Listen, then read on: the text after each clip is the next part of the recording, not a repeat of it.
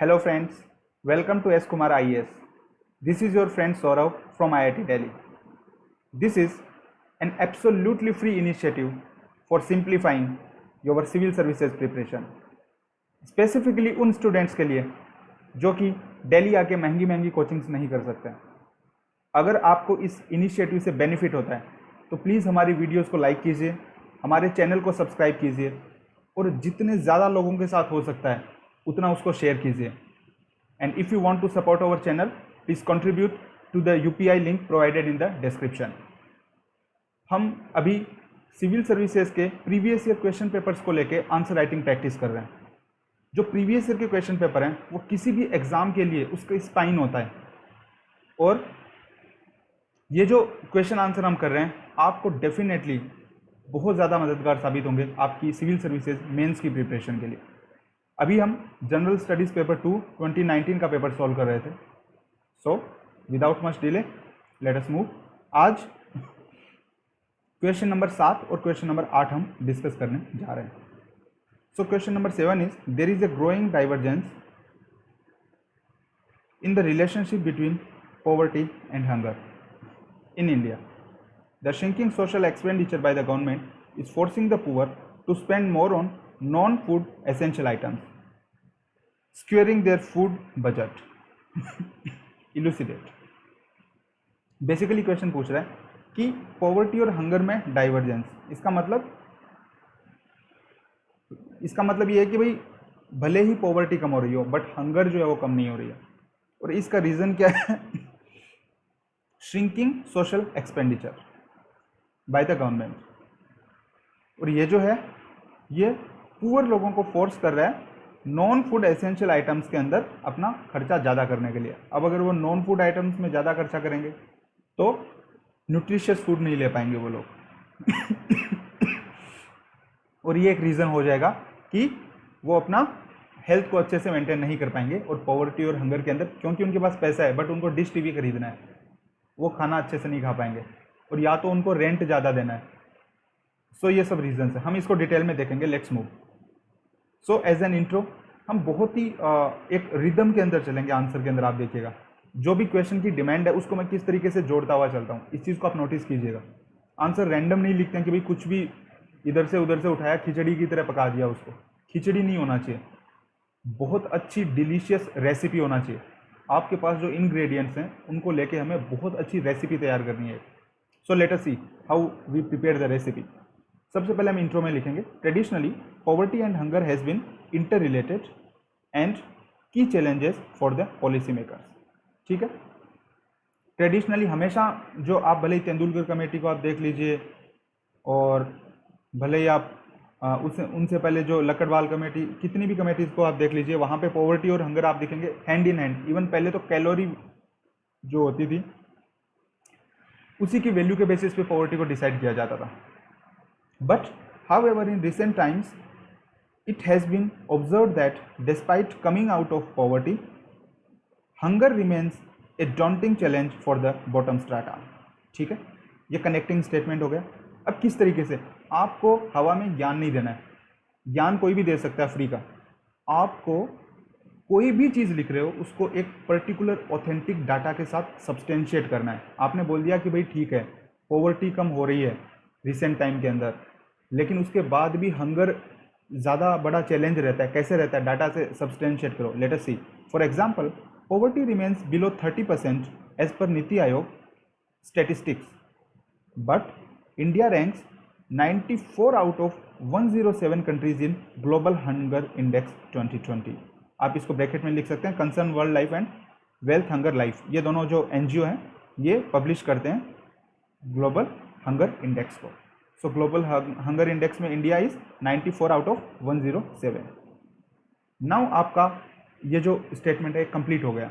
किस तरीके से आप बता दिया आपने कि पॉवर्टी और हंगर है वो डाइवर्ज हो रहा है। 94 आउट ऑफ 107 है, इसका मतलब कुछ भी नहीं है यार। लोग जो न्यूट्रिशन है उनका उसका लेवल बहुत ज़्यादा खराब है। इनफैक्ट आप इंडिया का भी NSSO का डाटा देखेंगे, अगर फैमिली NFHS का डाटा देखेंगे तो आपको पता लगेगा more than 50% of women are anaemic. जो स्टंटिंग है और चिल्ड्रन के अंदर वेस्टिंग है वो आप देखेंगे more than 25%, more than 30% children are either stunted और वेस्टेड।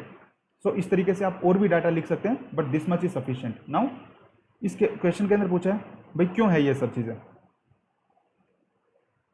इल्यूसिडेट का मतलब आपको इन चीज़ों को अच्छे से एक्सप्लेन करना पड़ेगा, वर्ड्स पे ध्यान दीजिए आप। सो अब जब एक्सप्लेन करना पड़ेगा, सो हम बताएंगे following factors can be attributed to the growing divergence between hunger and poverty. क्या क्या फैक्टर्स हैं? First one, government spends less than 1.4% on health and less than 4% on education. ये क्या है? इकोनॉमिक सर्वे 2019-20 और इनफैक्ट आप 2021 जो है that economic survey also you can caught. और जो वर्ल्ड एवरेज है that is as per world bank 4.8%। और इंडिया के अंदर क्या है? लेस देन इवन जो हेल्थ के ऊपर है that is less than 1.4%। And according to world bank more than 60% of medical expenditure is out of pocket expenditure for India. ये इंडिया का डाटा, ठीक है। ये सब डाटा आपने दे दिया, इसका मतलब आपने क्या कर दिया? पहला एक बहुत अच्छा इम्पैक्ट छोड़ दिया एग्जामिनर के माइंड पे। दूसरा, अब जनरल जो भी चीज़ें हैं, lack of micronutrients for example, micronutrients and protein etcetera, और ये सब क्या करते हैं? हिडन हंगर को क्रिएट करते हैं। They create hidden hunger. Hidden hunger का क्या मतलब होता है कि भाई खाने के लिए तो आपने दाल चावल तो दे दिया उसको, सॉरी उसको वीट और राइस तो दे दिया। जनरली जो पीडीएस शॉप्स होते हैं उसके अंदर पहले वीट एंड राइस ही देते थे, तो वीट एंड राइस तो दे दिया, बट फिर भी माइक्रोन्यूट्रिएंट्स जैसे B12 हो गया, प्रोटीन हो गया, कैल्शियम हो गया, ये सब चीज़ें उसको नहीं मिल पाती हैं। Although rice and wheats are available through PDS shop. So micronutrients की वजह से हिडन हंगर की प्रॉब्लम होती है। The third one, high expenditure on non food items and exorbitant market prices leaves less room for nutritious food. ये क्या? Exorbitant market prices किस चीज़ की? बाकी के नॉन फूड जो एसेंशियल आइटम्स हैं उनके, उसके लिए एक्सॉर्बिटेंट प्राइसेस वो पे करते हैं। उनको इंटरनेट चाहिए, बच्चों को मोबाइल चाहिए, 1000 चीज़ें चाहिए यार, तो वो इतना दिलाओगे तो फिर वो क्या खाएंगे? वो जंक फूड खाएंगे, वो ऑयली चीज़ें खाएंगे, वो ट्रांस फैट खाएंगे, और उनके अंदर क्या प्रॉब्लम हो जाएगी? हिडन हंगर की प्रॉब्लम हो जाएगी, क्योंकि वो प्रोटीन नहीं ले पाएंगे, दूध नहीं पी पाएंगे, वो सिंथेटिक पियेंगे हर चीज़ों को, हर चीज़ के अंदर मिलावट मिलेगी उनको। इनफैक्ट अगर वो खरीद के भी लाते हैं शहरों के अंदर, so vegetables everything is so much polluted. So all these reasons are very very pertinent. Then fourth one, shrinking fiscal space for the government due to COVID pandemic. ये बहुत इंपॉर्टेंट है, कोई भी करंट कॉन्टेक्स्ट को देना is very very important. So government का physical space नहीं है यार, ऑलरेडी क्या चल रहा है? फिजिकल डेफिसिट चल रहा है। अब फिजिकल डेफिसिट इतना ज़्यादा हो रहा है तो गवर्नमेंट कहाँ से स्पेंड करेगी? ऑलरेडी 100% की लिमिट है, उसको ब्रीच कर दिया है। जो इकोनॉमिक सर्वे 2020-21 का ये डाटा है। Avoid cutting. So, the fifth one is more than 75% of the farmers have less than 1.5 hectare land.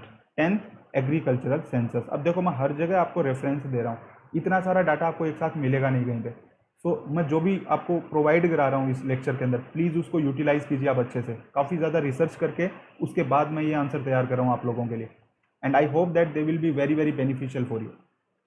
So 10th agricultural census जो है उसके अनुसार मोर देन 75% फार्मर है, उनके पास भाई 1.5 हेक्टेयर लैंड है। अब उससे बेचारे कहाँ वो अपने जो भूख है उसको अच्छे से मिटा पाएंगे? वो पेट भरते हैं जैसे तैसे।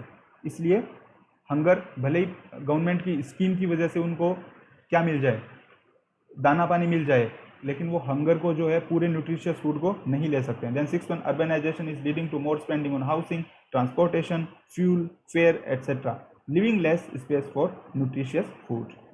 We already discussed this. Then recently the government set goal of spending 2.5 to 3% of GDP on health. Economic survey 2020-21 के अंदर गवर्नमेंट ने इसको टारगेट को रखा है, which is a step in right direction. ये लिख सकते हैं, which is a step in right direction. Then new education policy 2020 plans to spend 6% of GDP on education. So these are steps in the right direction, but radical changes are required for achieving these targets and achieving SDG 2 zero hunger. इस तरीके से आप answer को conclude कर देंगे। I hope that this is more than clear. It's a simple answer. The 8th question is now implementation of ICT based projects, information and communication technology based projects, programs usually suffer in terms of certain vital factors. Identify the factors and suggest measures for their effective implementation. I think this is the straightforward question. कुछ भी नहीं करना है. Why they suffer? Identify the factors and suggest the measure, that's it. So information and communication technology ICT, एक बार आप नाम को पूरा लिखते हैं, उसके बाद आप उसका शॉर्ट फॉर्म यूज कर सकते हैं उसी आंसर के अंदर।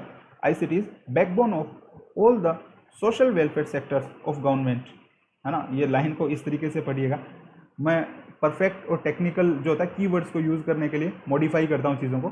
सो ये ऐसा है कि ICT is backbone of all the social welfare sectors of government, for example governance, health, education and so on. I hope that आप इसको अच्छे से असेंबल कर पाएंगे लाइन को। It is key in the effective implementation of government schemes and programmes. Now straightforward jump, vital factors due to which ICT based project suffer. यही पूछा ना क्या क्या फैक्टर्स हैं। फर्स्ट वन, डिजिटल डिवाइड, इसको आप और आगे भी डिवाइड कर सकते हैं, रिच वर्सेस पुअर में digital divide, rural versus urban में digital divide, male versus female में डिजिटल डिवाइड। चाहें तो आप इसका डाटा भी दे सकते हैं, but we already provided so much data, उतना ज़्यादा डाटा भी एक क्वेश्चन में नहीं होना चाहिए कि पूरा डाटा ही डाटा दिखने लग जाए, लगा कि स्टैटिस्टिक्स का एग्जाम है, ऐसा भी फील नहीं आना चाहिए। Then second one, lack of high speed internet, गाँव के अंदर नहीं है। Third one, digital illiteracy. Fourth one, cyber attacks, privacy concern. आप एग्जांपल दे सकते हैं, फॉर एग्जांपल पेगासस का अभी जो एक वायरस मेलवेयर अटैक हुआ था, देन एजेंट स्मिथ का जो मेलवेयर अटैक हुआ था, एंड देन NPCL के ऊपर के डाटाबेस पे जो मेलवेयर अटैक हुआ था। Then data security is a concern. Then sixth one, you can say limited entry of smartphones. Then seventh one, absence of proper training facilities. Eighth one, language barrier, most of the content only in English language. Then ninth one, court cases, for example Aadhaar case in Supreme Court, कोई भी data privacy से related case supreme court में चला जाता है। Then tenth one, corruption, for example the PDS shop owner intentionally shows the point of sale machine malfunctioning, वो बोलता है भाई मशीन काम नहीं कर रही तो आपको राशन नहीं मिलेगा। ठीक है, तो मैंने काफ़ी ज़्यादा एग्जॉस्टिवली पॉइंट्स को इसमें कवर किया है। Then measures for to effectively implement schemes and programmes based on ICT, ये दो ही चीज़ें पूछी हैं, सीधा सीधा लिखो। Mass movement on the scale similar to national movement for digital literacy, example दे दीजिए। National digital literacy mission NDLM is a step in right direction, हर जगह एग्जाम्पल दे दो मिले तो। National digital literacy mission. The second one, effective tackling of cyber crimes, for example यहाँ पे आप एग्जाम्पल लिख दीजिए। Establishing 13 cyber Swachhta Kendra are steps in the right direction, example 1. Okay, the third point is robust data protection mechanism. The draft personal data protection bill 29 is a step in right direction. And then you can say that local storage of sensitive data, ये बहुत ज़्यादा important है क्योंकि data is the new oil, ये word भी आप use लिख सकते हैं। Data is the new oil, कौन बोलता है ये? Economic survey 2019-2020, data is the new oil. Then pushing high speed internet connection to the interior, for example Bharat net का एग्जांपल दे दो। भारत नेट जो प्रोजेक्ट है उसको स्पीडी इंप्लीमेंटेशन होना चाहिए। Fifth one, use technology for training, for example PM Digi Disha is an apt example. The sixth one, increasing accessibility, digital India is a step in right direction. हर जगह मैं example दे रहा हूँ, देखिए आप। Use of regional languages, for example यहाँ पे दोबारा मैंने एग्जांपल दिया। Google search engine translation in different languages is a step in right direction. Then eight one, reducing trust deficit by एटीट्यूडिनल change, लोगों को एटीट्यूडिनल चेंज करना है, कैसे करोगे? इसके लिए एग्जांपल कन्विंसिंग थ्रू सेलिब्रिटीज, है ना, ज़्यादा से ज़्यादा प्रमोशन करना है। सो कंक्लूड आप कर दीजिए, ICT is now basic necessity like food, water etcetera. Kerala high court has rightly declared it integral part of right to life. Kerala high court का भी जजमेंट है, तो उन्होंने बोल दिया भाई इंटरनेट है वो राइट टू लाइफ का पार्ट है। सो ये आज के दो क्वेश्चन थे, और मैं आशा करता हूँ कि ये जो क्वेश्चंस हैं डेफिनेटली आपको पता लगेगा कि किस तरीके से आपको आंसर्स को हैंडल करना है, क्या क्या कंटेंट आपको आंसर के अंदर डालना है, कितना लिखना है, किस तरीके से एग्जाम्पल देना है, किस तरीके से रिपोर्ट्स को आपको कोट करना है। हम आपके लिए एग्जॉस्टिव मेहनत कर रहे हैं ताकि आप लोग आराम से बैठ के एक जगह पे सारा का सारा चीज़ अच्छे से कंज्यूम कर सकें। हम आपको पूरी की पूरी रेसिपी बना के दे रहे हैं ताकि आपको खिचड़ी नहीं पकाना पड़े, ठीक है। और हमें पूरी आशा है कि ये इनिशिएटिव आपको डेफिनेटली हेल्प करेगा। अगर आपको इससे बेनिफिट होता है तो प्लीज़ वीडियोस को लाइक कीजिए, चैनल को सब्सक्राइब कीजिए, और जितने ज़्यादा लोग हो सकते हैं, जितने ज़्यादा स्टूडेंट्स को फ़ायदा हो सकता है, प्लीज़ उनके साथ शेयर कीजिए। सभी लोग कोचिंग को अफोर्ड नहीं कर सकते हैं। सो प्लीज़ हमारी मदद कीजिए इस चैनल को ज़्यादा से ज़्यादा स्टूडेंट्स तक पहुंचाने के लिए। Wish you all the best till the next video.